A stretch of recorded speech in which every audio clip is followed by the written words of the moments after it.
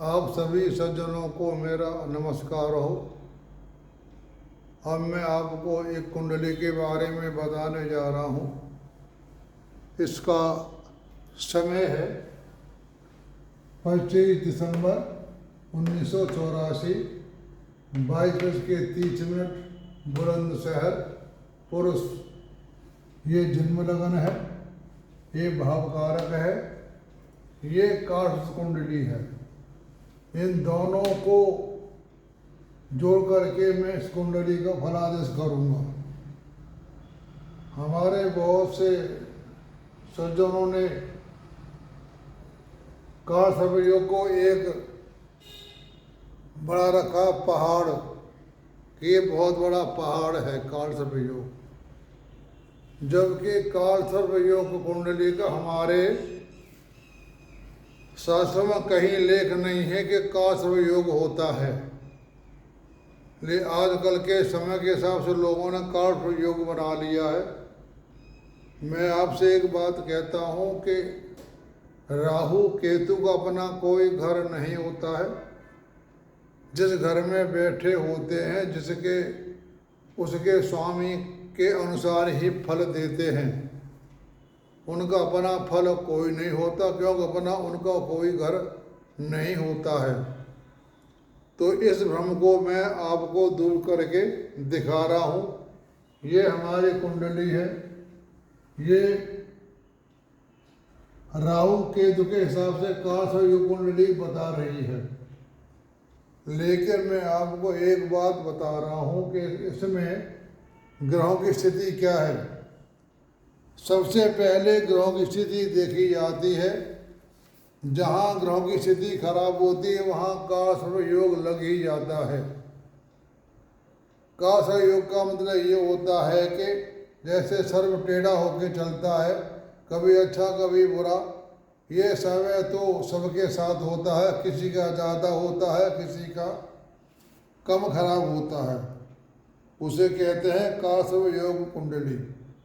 राहु केतु के अंडर में जो कोई ग्रह बैठे हों सारे, उसको काष्ठ योग कुंडली नहीं कहेंगे।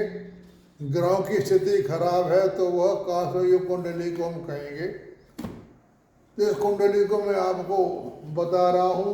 पहले मैं आपको बता चुका हूँ कि भावकारक कुंडली के जो ग्रह जहाँ बैठे हैं, जिस भाव में, ये आपके सामने है चार्ट का भावकारक कुंडली के जो ग्रह मंगल शनि को छोड़ करके बाकी ग्रह अपने भाव में बैठे होंगे तो वो भाव का नाश करेंगे। जैसे चंद्रमा चौथे में नाश करेगा, बुध 10 में नाश करेगा, सूर्य पहले में खराब करेगा। यानी शनि मंगल को छोड़ करके कोई भी ग्रह जन्म कुंडली में इन भावों में बैठे होंगे तो वो उस भाव को खराब करेगा। और काष्ठ कुंडली के हिसाब से जो ग्रह अपने घर में बैठा है, वह ग्रह इस कुंडली में बैठा हो तो वो बहुत अच्छा काम करेगा, उसका उस कुंडली में शुभ काम होगा। अब आप मेरी बात समझ गए हैं कि भाव कारक कुंडली के ग्रह क्या काम करते हैं और काष्ठ कुंडली के ग्रह काम क्या करते हैं। मैंने पिछली कुंडली में आपको स्थायी कारक और भाव कारक के बारे में आपको मैंने बता ही दिया था। अब बताने की मुझे ज़रूरत नहीं है, क्योंकि मैं इससे पहले बता चुका हूँ। उसमें आप ये सारी बातें सुन सकते हो। मैं इसमें ग्रहों की स्थिति बताने जा रहा हूँ। अब यहाँ देखते हैं हम इस कुंडली में जो ग्रह बैठे, इस कुंडली में ग्रह कौन सा यहाँ बैठा हुआ है? गुरु। गुरु हमारा यहाँ बैठ गया पंचम भाव में। पंचम भाव गुरु बैठा हुआ पंचम में, 2 में, 11 में, 9 में गुरु जन्म लगन में कुंडली में ग्रह बैठा हो तो वह काम खराब करेगा। अब आप अंदाज लगा लो कि ये जो हमारा ग्रह है गुरु, ये इस कुंडली में काम खराब करेगा।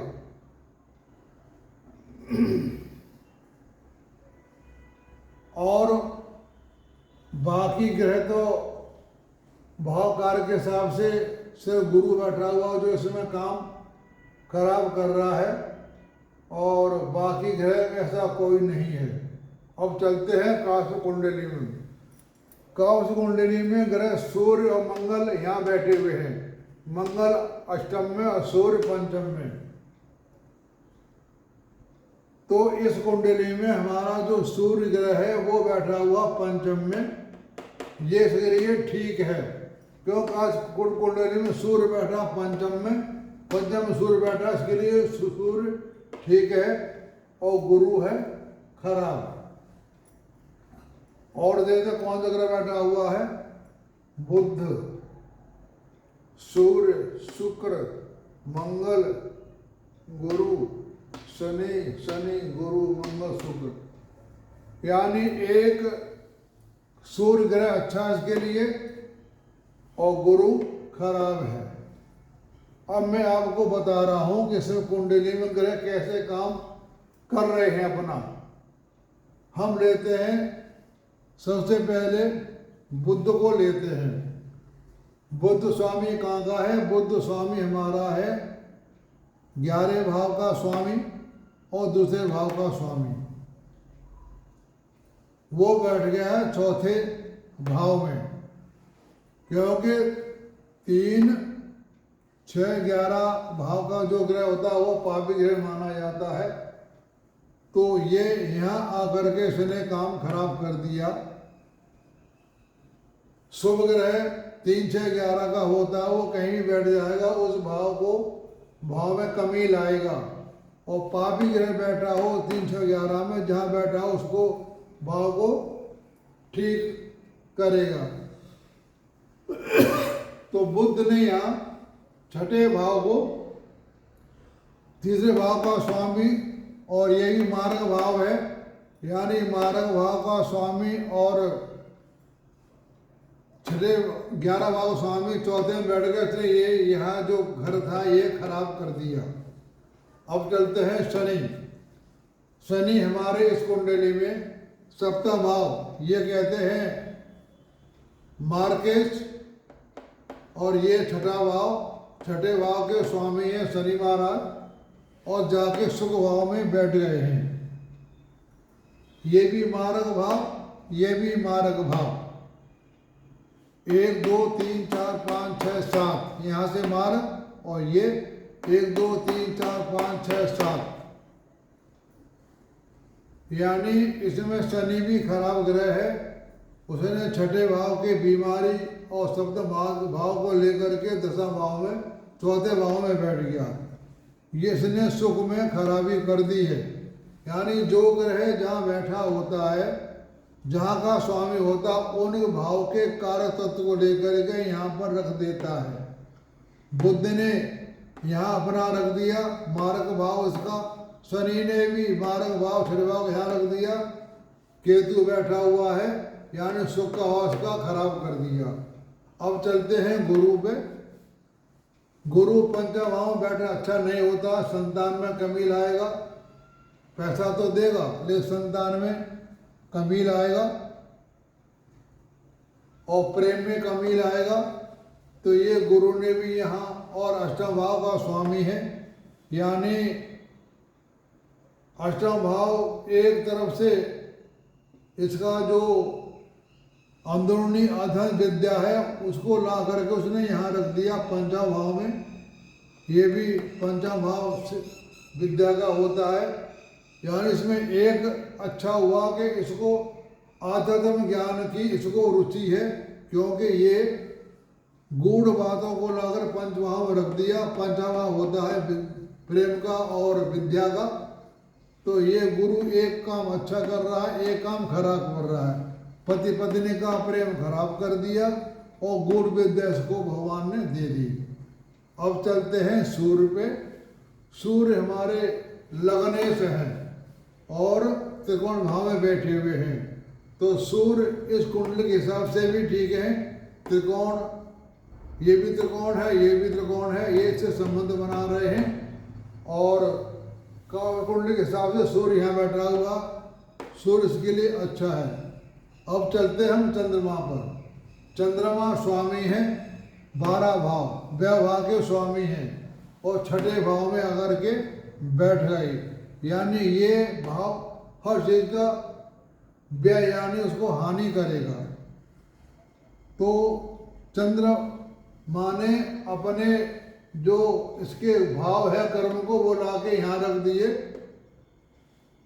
यहाँ 6 और 12 का संबंध बन गया, ये इसके लिए ठीक नहीं है, क्यों ये 12वें भाव का स्वामी है, 6ठे भाव बैठ गया, ये इनके लिए खराब हो गया। और अब चलते हैं शुक्र पर। शुक्र स्वामी है हमारे 4थे भाव के और 10 भाव के और 3रे भाव के। शुक्र भी यहाँ खराब ऐसे हो गए कि 3, 6, 11, 3, 3, 6, 11 के स्वामी जो ग्रह होता पापी होता है। पापी ग्रह पाप ग्रह में आकर के बैठ गया चंद्रमा के साथ।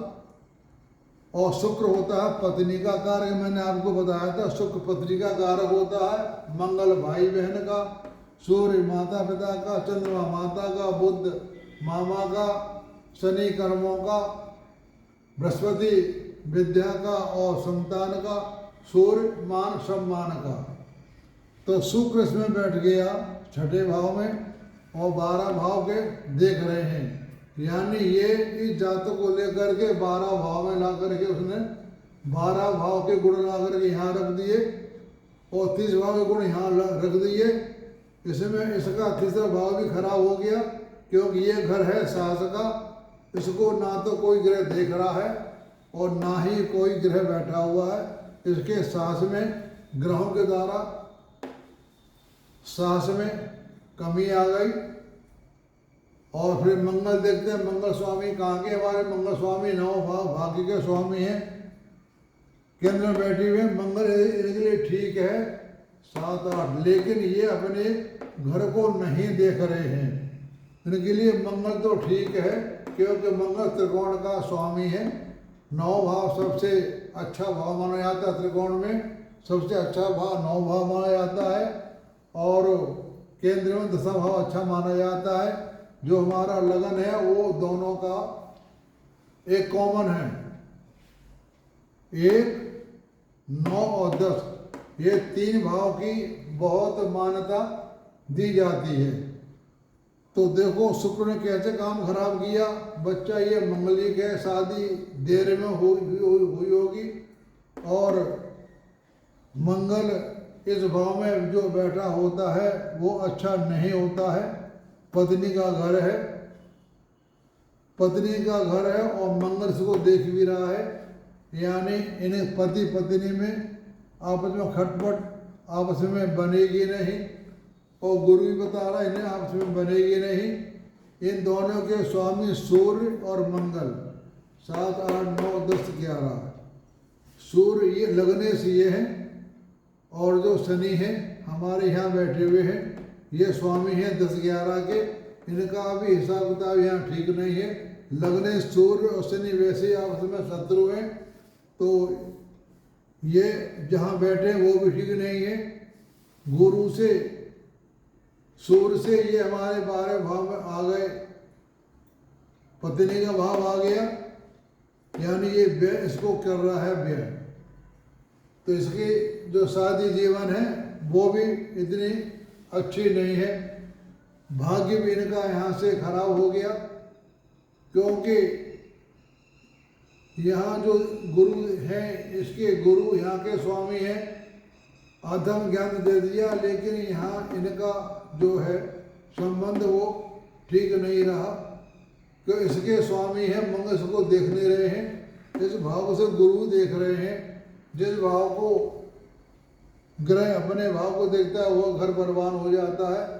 भाग्य में कमी क्रॉस लगा दिया। कर्म भाव में मैंने आपको बता दिया बुध शनि दोनों ग्रह खराब हैं, कर्म भाव को देख रहे हैं। और यहाँ राहु बैठा हुआ है, कर्म भी इनके क्रॉस लग गया।